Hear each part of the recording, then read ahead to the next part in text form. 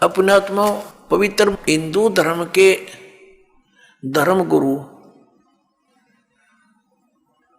आदरणीय शंकराचार्य जी माने जाते हैं। आदि शंकराचार्य जी जिसने ये 4 मठों की स्थापना की, उसके पश्चात फिर अन्य सुयोग्य शिष्यों को उस पर स्थापित करके स्वयं 32 वर्ष की आयु में आदि शंकराचार्य जी स्वधाम चले गए थे। अब उन धर्म गुरुओं ने क्या बताया है हमारे को? उन्होंने हमें बताया है कि श्री ब्रह्मा जी, श्री विष्णु जी, श्री शिव जी ये अजरो अमर हैं, ये सर्वशक्तिमान हैं। श्री विष्णु जी ही श्री कृष्ण और श्री राम रूप में अवतरित हुए, जन्म हुआ उनका यहाँ पर। उन्होंने जो लीलाएं की उनके वो गुणगान किया करते हैं। और फिर उनसे कोई पूछता है, जैसे पूछा ही करते थे हम भी पहले, प्रश्न करते थे क्या रजगुण ब्रह्मा जी, सतगुण विष्णु, तमगुण शिव जी हैं? वो कहा करते हाँ, रजगुण ब्रह्मा जी हैं, सतगुण विष्णु जी हैं, तमगुण शिव जी हैं। और रजगुण ब्रह्मा जी उत्पत्ति करते हैं और सतगुण विष्णु जी हमें हमारी यहाँ सतिथि रखते, बनाए रखते हैं, पालन भी करते हैं। और श्री शंकर जी संहार करते हैं, ये तमोगुण है। तब उनसे प्रश्न किया करते कि श्री ब्रह्मा जी, श्री विष्णु जी, श्री शिव जी ये किसकी भक्ति करते हैं? वो उत्तर देते थे कि भगवान विष्णु और शंकर श्री राम की भक्ति करते हैं। कोई कहता है कि श्री शंकर जी के आराध्य देव विष्णु जी हैं, कोई कहते हैं श्री विष्णु जी के आराध्य देव शंकर भगवान हैं, ये इन्हीं की पूजा करते हैं। और यहाँ तक कहते थे कि राम तो शिव जी की भक्ति करता है, शिव जी श्री राम की भक्ति करता है। इसको उहाबाई का ज्ञान कहते हैं। आदि शंकराचार्य जो पवित्र हिंदू धर्म के जो धार्मिक गुरु माने जाते हैं, इनका विधान क्या है कि जीव ही ब्रह्म है। अयम आत्मा ब्रह्म, अहम ब्रह्मास्मि, तत्वमसि, प्रज्ञानम ब्रह्म, ये इनके 4 मठों के एक वाक्य हैं। और यही वाक्य उपासना के हैं, मोक्ष मार्ग बताते हैं ये। और ये भी कहते हैं कि ये 4 वाक्य उपनिषदों से लिए गए हैं।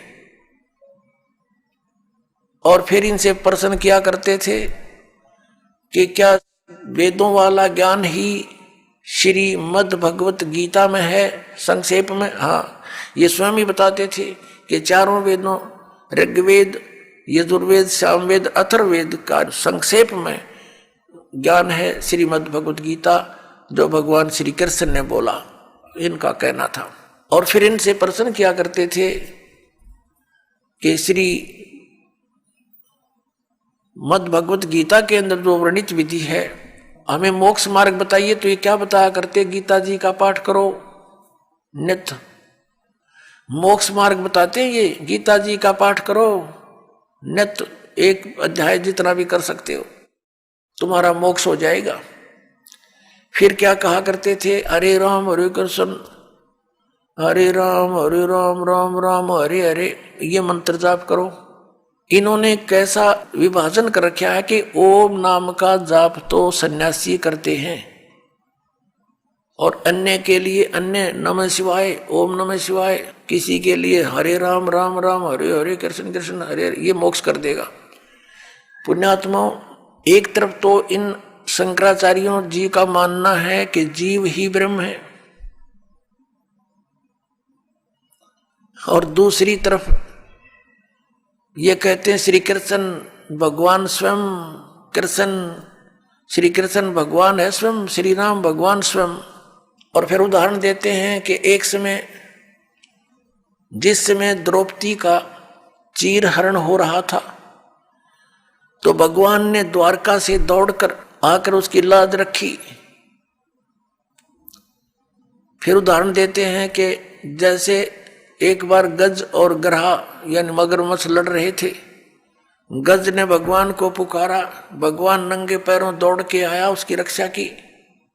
और फिर ये भी उदाहरण देते हैं ये बोले समाज को, अपने अनुयायियों को कहते हैं कि भगवान कैसे दयालु हैं कि श्री रावण को अंगद भी मार सकता था, हनुमान भी मार सकता था, लेकिन वो अपने हाथों से मारकर उनका उद्धार करना चाहते थे, उनको परम गति देना चाहते थे।